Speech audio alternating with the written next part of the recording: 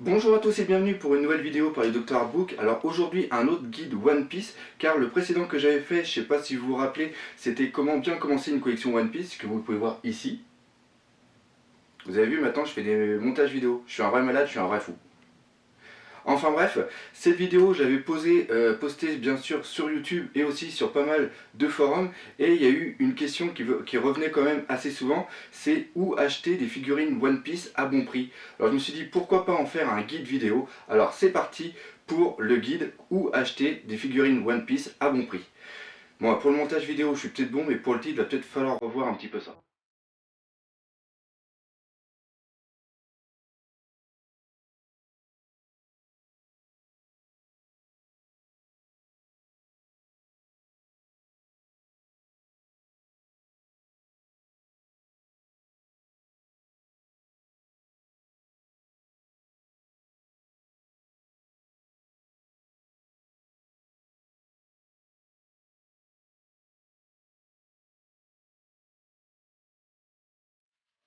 En fonction de ce que vous allez chercher, vous n'allez pas être sur le même site. Si vous avez besoin de une ou deux figurines, vous allez sur certains sites. Si vous avez besoin de beaucoup de figurines, je vous conseille plus d'aller acheter directement sur des sites au Japon, mais ça j'y reviendrai plus tard. Maintenant, le tout est de savoir si vous voulez des figurines neuves ou si vous voulez des figurines d'occasion. Si vous avez décidé d'acheter des figurines d'occasion, il existe 4 façons d'acheter des figurines d'occasion. Premièrement, il y a le bon coin à ne surtout pas faire. Pourquoi? Tout simplement parce que sur le bon coin, il y a énormément d'arnaqueurs et il y a aussi beaucoup de mecs qui vont nous prendre pour des pigeons, c'est-à-dire qu'ils vont nous vendre des figurines One Piece plus chères qu'elles sont vendues en magasin. Et ça, c'est pas des conneries, j'ai déjà vu. Après, je vous ai dit que sur le bon coin, il y a des arnaqueurs, ça c'est sûr. Et donc, ce que je vous conseille, c'est de ne jamais envoyer d'argent. Parce que premièrement, ça peut être volé par la poste. Et deuxièmement, quand le mec il reçoit, il peut vous envoyer une grosse connerie. C'est-à-dire que moi ça m'est déjà arrivé, c'est-à-dire que le mec, j'avais commandé deux pop, le mec il m'a envoyé un carton avec je sais plus ce que c'était comme connerie dessus, mais au niveau du poids, c'était ça faisait à peu près le poids des pop. Donc quand j'ai ouvert le colis et que j'ai retrouvé, eh ben, je me suis aperçu qu'il y avait absolument rien de ce que j'avais commandé à la base. Donc j'ai voulu porter plainte. Sauf que le mec, vu qu'il avait un truc de traçabilité et qu'il avait un poids, il a dit moi j'ai vendu les pop au mec, c'est lui maintenant qui ment et qui dit qu'il les a pas reçus ou qu'il a reçu des conneries. Donc après c'est ma parole contre sa parole, et avec le Bon Coin il faut savoir qu'on n'a aucun recours.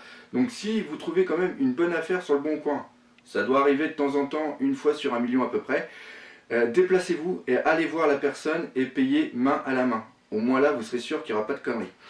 Donc ça c'était pour le Bon Coin. Maintenant il y a une deuxième façon d'acheter des figurines d'occasion, c'est par bien sûr eBay. Alors eBay c'est bien, sauf qu'il y a quand même pas mal de contrefaçons. C'est-à-dire que si vous trouvez une pop de Zoro par exemple, qui est quand même pas mal recherchée, si vous la trouvez à 30-35 $, frais de port compris, vous êtes sûr et certain que c'est de la contrefaçon faite par des Chinois. Oui, la contrefaçon faite par des Africains ou des Mexicains, je crois que je ne l'ai jamais vu. Enfin bref, si vous avez un magasin qui vient de Chine, vous pouvez être sûr et certain que c'est de la contrefaçon, donc n'achetez pas. Maintenant, il existe quand même des boutiques sur eBay qui sont quand même pas mal et qui font des bonnes figurines qui viennent directement du Japon. Mais avec le recul, avec l'expérience que j'ai eue, je trouve que les prix qu'on trouve sur eBay, on les trouve facilement sur des sites directement japonais dont je vais parler tout à l'heure. Donc ça c'était pour les deux premiers. Ah oui, à savoir que eBay c'est quand même pas mal, car il y a quand même une bonne protection si vous payez par PayPal. Ça m'a déjà sauvé la vie plus d'une fois. Après, la troisième façon d'acheter, c'est d'acheter directement au Japon avec un site qui s'appelle Mandarake. Vous allez dans Mandarake, vous cliquez sur une sorte de petit caddie, et là vous allez avoir plein de figurines. C'est comme je l'ai dit, c'est l'occasion, mais les prix sont quand même assez bons, et surtout Mandarake, la qualité est présente, vous êtes sûr que vous n'allez pas vous retrouver avec une boîte défoncée ou quoi que ce soit. Ça c'est vraiment génial. A la rigueur, si vous arrivez à avoir une boîte défoncée, c'est encore la faute de la poste. Oui, là vous l'avez remarqué, je déteste la poste française. Enfin bref.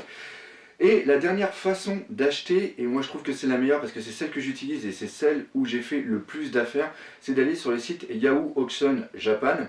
C'est-à-dire que ça, c'est une sorte de site d'enchères au Japon, et on trouve une multitude de trucs, et surtout on trouve des lots de figurines One Piece pour vraiment pas cher. Moi je me suis déjà retrouvé avec un lot de 10 figurines qui m'ont coûté frais de port compris avec boîte aux alentours de 80 $. D'ailleurs j'ai fait dernièrement un unboxing d'un colis que j'ai reçu par Buy Nippon, c'est eux que j'utilise pour acheter sur Yahoo Japan. D'ailleurs vous pouvez voir la vidéo ici. Je fais plein de montages, c'est génial, j'ai trouvé cette nouvelle option, je trouve ça vraiment excellent. Donc vous cliquez, vous verrez le unboxing et j'explique d'ailleurs dedans, c'est vraiment génial car les affaires qu'on fait sont absolument exceptionnelles.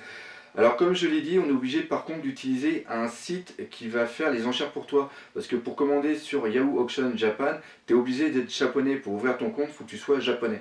Donc tu peux faire ça avec Buy Nippon et c'est le site que j'ai trouvé qui a les frais d'intermédiaire qui sont vraiment le plus bas. De toute façon, j'ai fait un tutoriel de comment ça s'appelle sur Buy Nippon, bien sûr que vous pouvez voir ici. Voilà, vous avez juste qu'à cliquer. Ouais, parce que j'ai fait plein de vidéos, donc maintenant je les utilise un petit peu. Donc voilà, vous pouvez l'utiliser ici. Et là, j'ai fait un petit tutoriel pour comment acheter. Le site a un petit peu changé, mais c'est toujours aussi facile. Et en plus, c'est en français, et ça, c'est vraiment génial. Et le mec qui a créé Buy Nippon, c'est en français. Donc vous pouvez lui envoyer des petits mails. Et il ne se gênera pas pour vous répondre et aussi vous aider si vous avez des problèmes.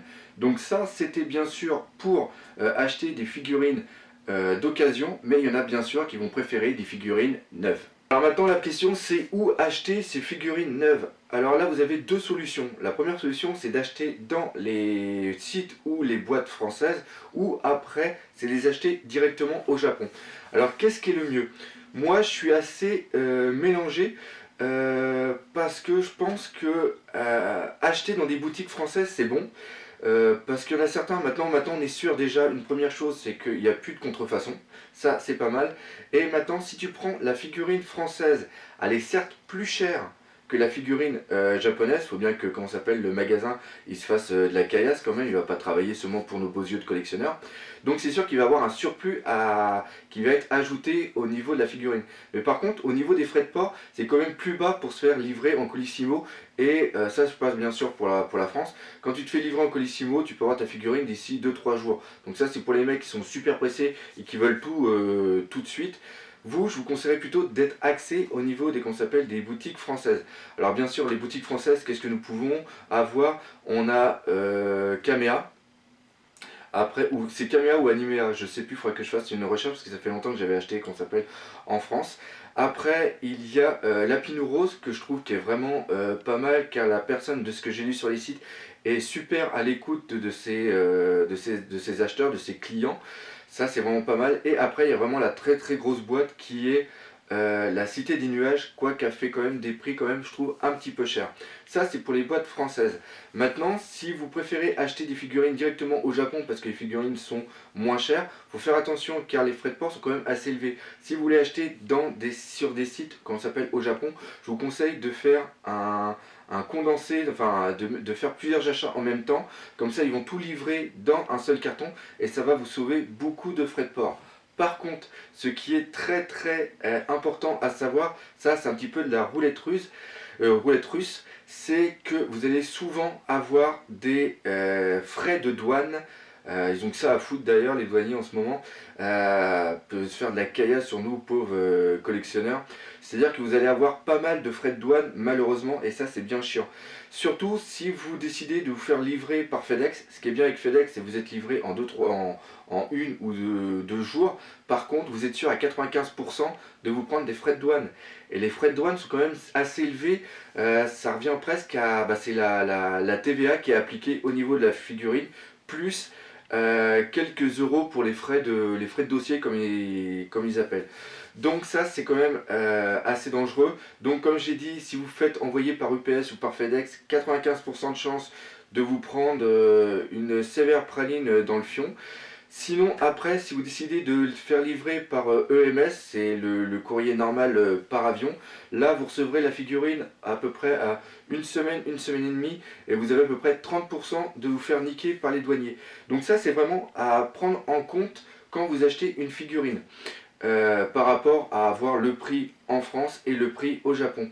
L'autre chose aussi, c'est que souvent au Japon, vous allez trouver des figurines exclusives qui sont malheureusement pas vendues dans les boutiques françaises parce qu'elles sont vraiment trop chères si vous voulez les vendre. Alors comme un con, je viens de me rendre compte que j'ai parlé des sites japonais, mais j'ai oublié de les citer. Alors pour les figurines, le meilleur reste quand même, c'est Amiami. Celui-là, il est vraiment excellent. Après, on a CD Japan, qui en a aussi quelques-unes. C'est là d'ailleurs où j'ai acheté mes artbooks à une époque. Après, il y a Yagan Japan, où vous avez aussi Obilink Japan, qui est excellent. D'ailleurs, c'est facile à reconnaître, il y a beaucoup le mot Japan dedans. Il y a aussi Amazon Japon. Par contre, Amazon Japon, je ne sais pas pourquoi ils font ça. Je peux acheter des livres et me les faire envoyer, mais par contre, impossible de pouvoir acheter des figurines. Et ça, c'est vraiment con parce que des fois, Amazon Japon a des prix vraiment excellents. On arrive à la fin de ce guide comment bien acheter ces figurines One Piece pour un prix vraiment pas très cher. Je vais essayer de réduire le titre quand même parce que là, ça fait quand même un peu trop. Enfin bref, j'espère que vous aurez bien aimé cette vidéo. Si vous connaissez d'autres magasins qui sont vraiment très bien, n'hésitez pas à me laisser un petit message ou tout simplement le mettre dans les commentaires. Pareil, si vous connaissez des sites où c'est des vrais arnaqueurs et que vous n'avez jamais reçu vos figurines ou que c'était de la merde, n'hésitez pas à le dire. On peut prévenir les autres, ça peut être sympa.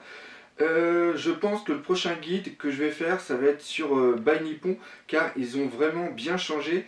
Et maintenant que j'ai l'habitude d'en faire, je vais faire quelque chose d'un petit peu mieux, de plus fluide et qui sera beaucoup plus sympa surtout. Donc voilà, comme j'ai dit, cette vidéo est maintenant terminée. Et je vous dis à bientôt pour de nouvelles vidéos. Allez, salut!